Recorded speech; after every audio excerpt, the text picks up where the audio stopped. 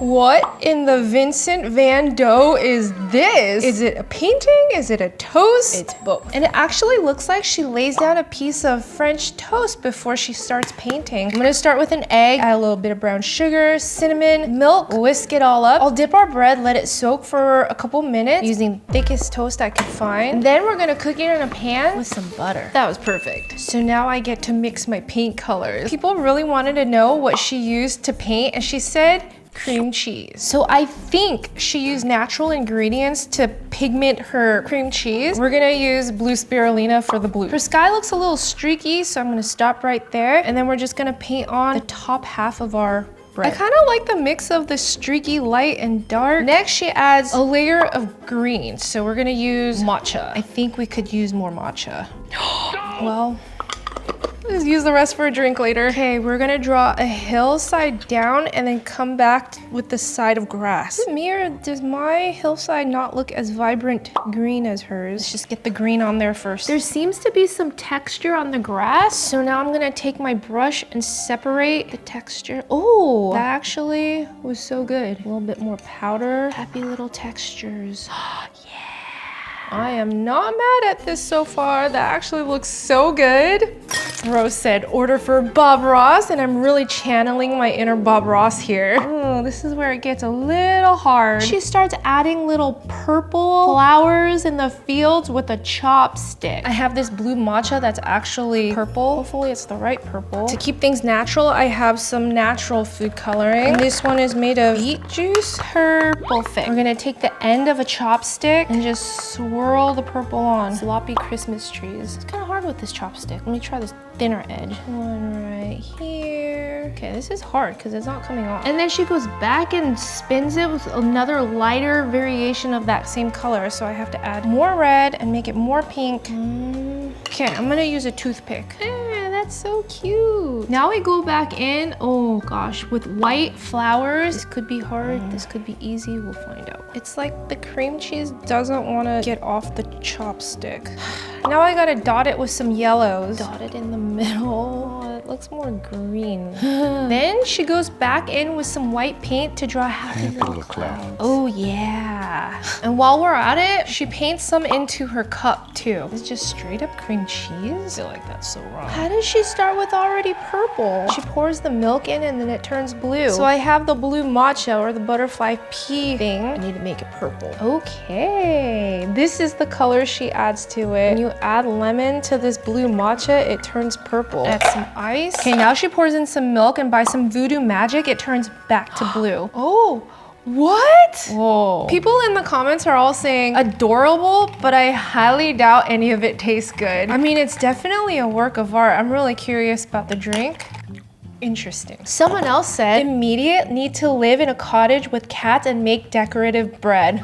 Same girl, same. This will make any morning happier. It tastes pretty good because the French toast was already kind of sweet. It just tastes like a sweet cheese bread. I now want to make toast like this every morning, and I think that would be the perfect start to your day. 9 out of 10. Who said you can't play with food? Keep watching because I have 5 more food art recipes that are only gonna get more and more challenging. The best thing about this next one is the reveal that this magician of an artist puts together. So I'm just gonna get right on into it. And this artist uses tweezers to paint his canvas. But he starts by laying down some spinach leaves. Those leaves look rather short, so let me do some trimming. First layer, done. Already so easy. Second layer, he adds like carrot shavings or ribbons right on top. I'm gonna go ahead and clean my carrot up and just make some ribbons. That was actually good practice for me because now it looks like I need really thin ones because they look kind of bendy. Oh yeah. It's nice that the carrot just kind of curves as I'm shaving it down. It gives me a little bit of flexibility to work with. Now we just kind of scrunch it all up. Honestly, I find it easier just use my hands. Making kind of like a skirt shape where it kind of flares out. But there's some twisty pieces, curvy pieces. Now he adds strands of these little enoki mushrooms that kind of look like sea creatures. The little bulbous parts face downwards, and it doesn't look like he has too many strands. They're just kind of like fanned out. But we have some long and short pieces that just kind of sticks out. It's challenging to get them to lie down on top of the carrots though. Oh, that actually looks so good. good. Okay, next step. At first I thought they were like little egg strands, but I think they might be noodles based on reading the comments. Which, have you guys figured out what this reveal is gonna be yet? The strands look pretty straight, so I have to kind of line them up in a very uniform manner because we want straight hair, not wavy or curly hair. But let me go ahead and give it a little haircut, a bang trim if you will, and just lay it right over the enoki mushroom, kind of fan it out like a Christmas tree. This next move will definitely give it away because now he lays down 2 egg pieces, one slightly smaller than the other. So I'm gonna have to cut my hard-boiled egg in half asymmetrically. Now he takes a red piece of bell pepper and it looks like it's an interesting shape. So I'm gonna cut it in half, just the tip. Okay. Lines it right beneath the egg, and it doesn't have to be perfect because he then adds something blue right on top. That had everyone in the comments wondering, what is that blue part? And one good Samaritan said, red onion. When they're cooked with acid, their color intensifies. They turn a startling bluish green color. Google it. Someone else followed up to clarify. Means you add lemon or other citric acid. LOL. So I went ahead and did that. It did turn a more intense purple. And then I got to thinking, what other purple vegetable can I make bluish green? And I remembered red cabbage has turned my soup blue before, so maybe that would work. But unfortunately, soaking it in lemon juice and even vinegar turns it into a more intensely beautiful purple like the red onion. So I don't have a solution for the blue. We're just gonna have to go with the purple. This one lines the bottom. And now we need another bell pepper. I'm gonna have to freehand this. Ah, that actually looks pretty good. Oh my gosh. Proud of myself right now. Any guesses? Put her right there. Since I already have some purple cabbage, let's just use it. Now I have to do some little carvings. They got a little line. Wait, is that a sesame seed? And last piece, his tongue. I mean, it's pretty amateur work, but hey, you see the vision. Someone said the way I screeched when I realized it was hey. And last step, we add some hot soup. This is a chicken noodle soup minus the chicken. He's cooked. But I'm just gonna get a little bit of everything of hey. Sorry, hey. That was a healthy bird and way too pretty to eat. I'm gonna give this hey food art a 9 out of 10. Who needs flowers when you can have a whole bouquet of eggs? These days, nothing attracts a girl more than a guy that can afford eggs. So we're actually gonna turn these into a bouquet, and we want them to be nice and hard. So I'm gonna fill this cup with water up to here, and we'll just make half a dozen hard-boiled eggs. That should take around 9 minutes. Unfortunately, you have some cracked eggs. But now I need to quickly dunk them into an ice water bath so that they can cool down, and then we can peel and arrange our bouquet. But steaming the eggs helps the shell just slide right off. Egg-ceptional. I can go on all day with the egg puns. Extraordinary. I'll save the rest for later. Okay, now that the eggs are all peeled, it looks like we get into carving. So I'm thinking we're gonna carve the skinny portion, but to make it really look like a tulip, there's like an X pattern on top that she starts with, and then we dig into the sides a little bit. Oh, I'm scared. Oh, there you go. My egg yolk is all the way at the bottom, so am I doing it the wrong way? Okay, maybe we just need to do a deeper cut. It's already not turning out good, guys. Nope.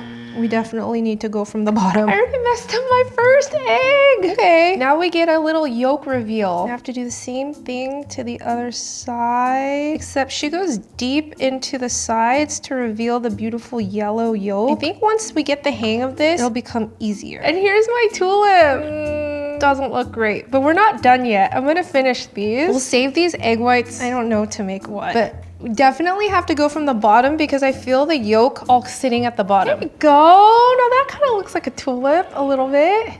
A little bit. We have to add the stem, to which everyone was asking, what is that? I wasn't sure if they just took like a stem from a real tulip to push it in, but I have a better idea. What if we use green onions? This could go wrong. This could be good. I don't know. I'm gonna cut the green onions at like a sharp angle, that, and then poke a hole through the bottom of the egg, and then we're gonna jam it in. Okay, hopefully this will also push up the egg yolk, but it kind of looks like a flower, like a broken flower. They make it look so easy. Oh no.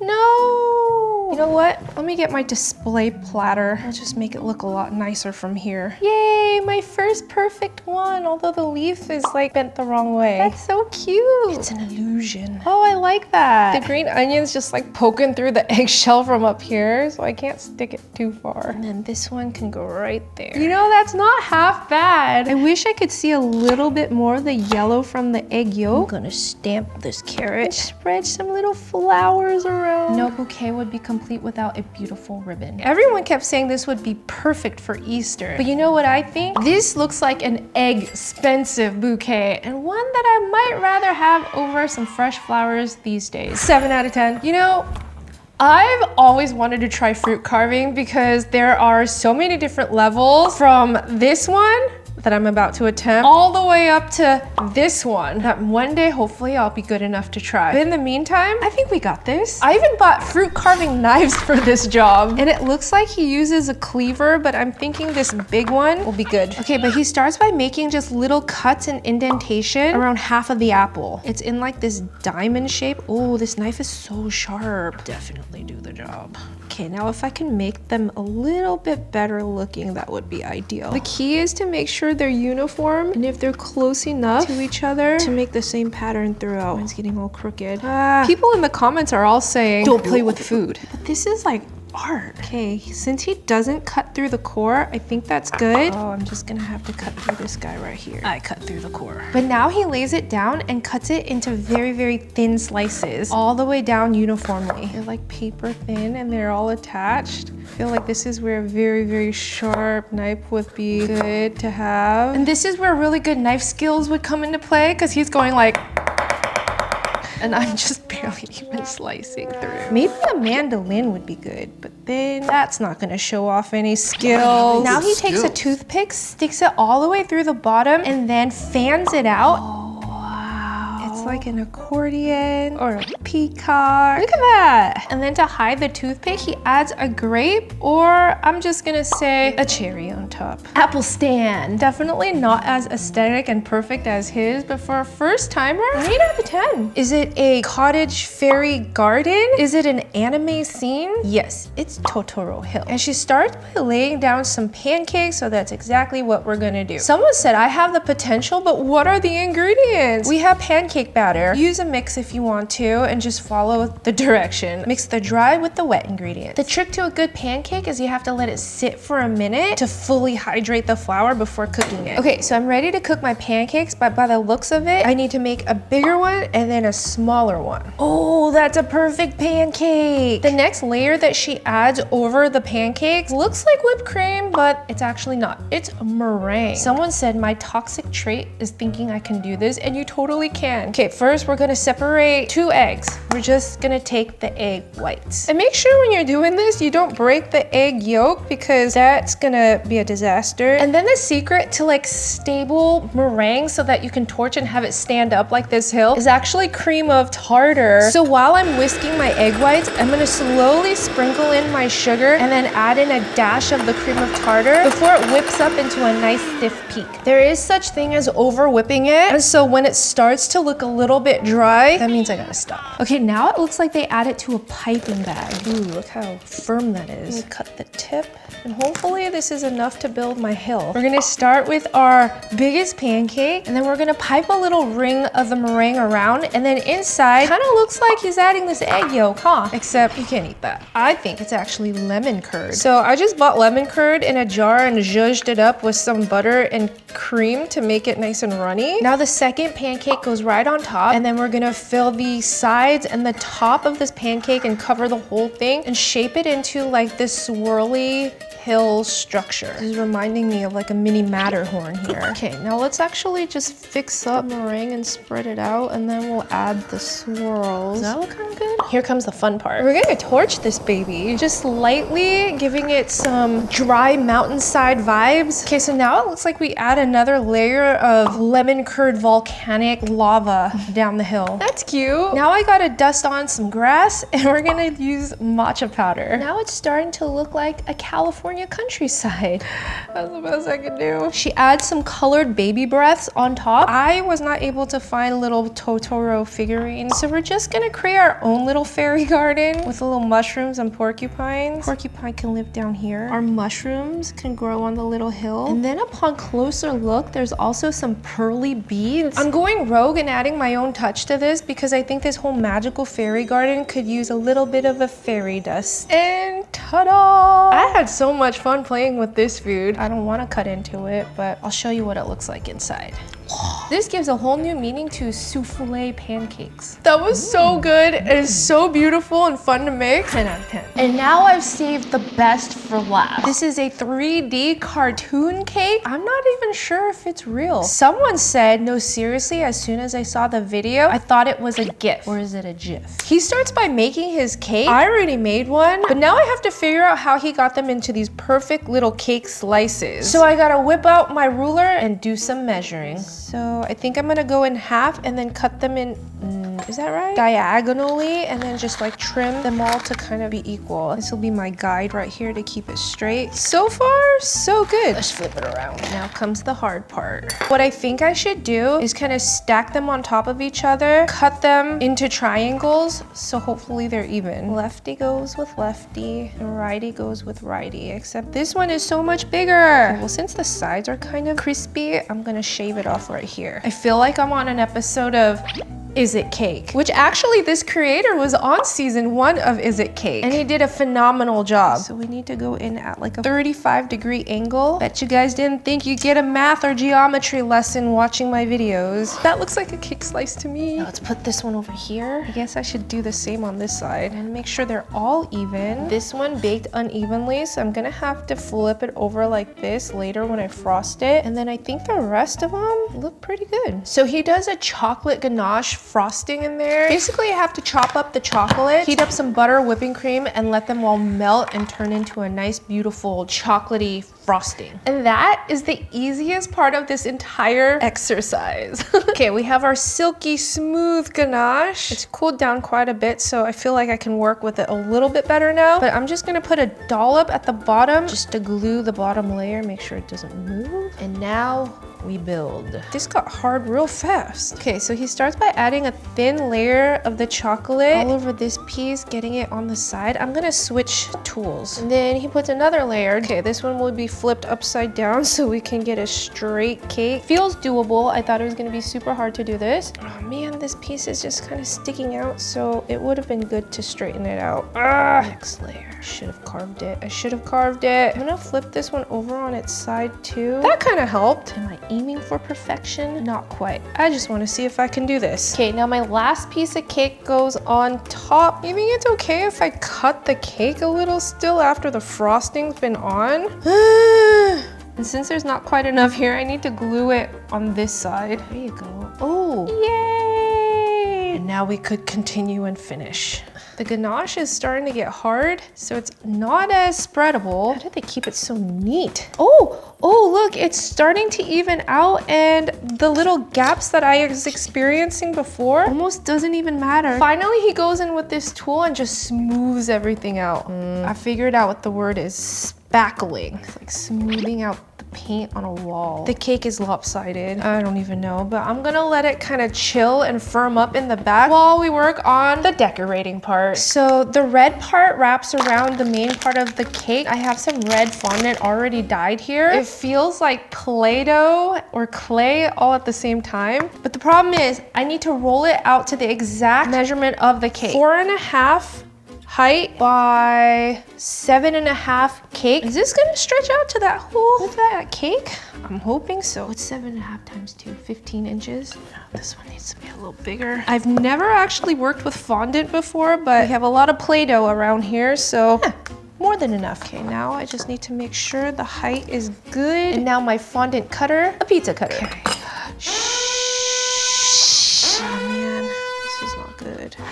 I'm gonna put this aside. This will go on the inside of the cake. And now I need some white fondant. I need these to be cut into 2 different pieces. One that kind of overlays the top of the triangle and one that goes in the back. He also makes a little swirly thing. Now let's cover our cake. No, there's a tear. Oh my God. Oh. Oh my gosh. Okay. Yay! Just have to make sure it sticks somehow. Not bad. Okay, now I have to trim it. My handy dandy fruit carving tool will help me. Wraps the back part. How do you get these to stick to each other? I'm guessing water. A little fondant on fondant gluing action here. Please stick. Oh shoot. Turns out water does work. And now he does like a squiggly design with it. Not a super clean cut. I gotta go a little harder with it. Oh, look at that. I did cut through the red, but I don't think it matters. But look at that. Now that I know that we have to have squigglies, I should just do it right here. Let's lay this on top and hopefully it covers the whole thing. Yes. I feel like I need to cut this a little bit or tuck it in. They have tools to smooth these things out. I think this part is a little bit too big. Now I just have to glue it all down. But now he takes extra white pieces and he draws a 2-layer cake. Get it up, straight, straight, straight, press, press, press, press. And then he cuts it off right here. Seamless. Oh my gosh. This side looks like a mess. I have to place the poop on top. Now we turn it into 3D cartoon cake by outlining every single nook and cranny with this black fondant, which he has in like a very thin line. So I don't even know what he used to make it so uniform. I've seen people on the show use like pasta extruders. Not sticking. Oh no, it's dyeing my cake. I feel like a frosting pen would be so much easier for me without this skills to do this. This is why those beautifully designed cakes for weddings or birthdays are so expensive. I fully am on board with the handiwork that they put into every single little detail. They're like broken outlines. This part is actually the easiest. It's staining all the sides. Now I have to do the little swirly details on the side of the cake. Yes. Wrap the poop. That works for me. You have to outline it, dude. And then he just goes in, cuts it off, because then he puts on a cherry, a little white shadow. Oh my gosh! And places the cherry right on top. Am I done with this cake yet? I think I am. And that was one of the hardest things I've ever made. Ta-da! We did it! I did it. Oh my god. But the most satisfying part is this reveal where he cuts into his cake. Is it cake? Look at those layers, what? Oh my gosh. We baked, decorated, and now we are gonna eat it too. But if you guys like this video, go watch me test the most satisfying TikTok dessert recipes. 10 out of 10.